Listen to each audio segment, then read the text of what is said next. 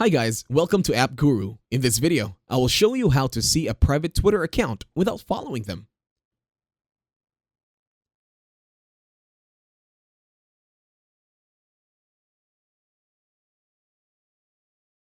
To start this tutorial, open and locate your Twitter application. Once you are in Twitter, this time click on the magnifying icon. In the search, you're going to search for their name or their username.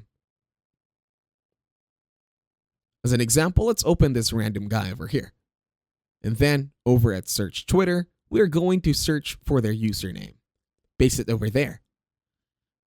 Now, instead of clicking the profile, what you need to do this time is instead go to people, latest, or photos or videos, and then you will see how people talk about them or what they have posted recently.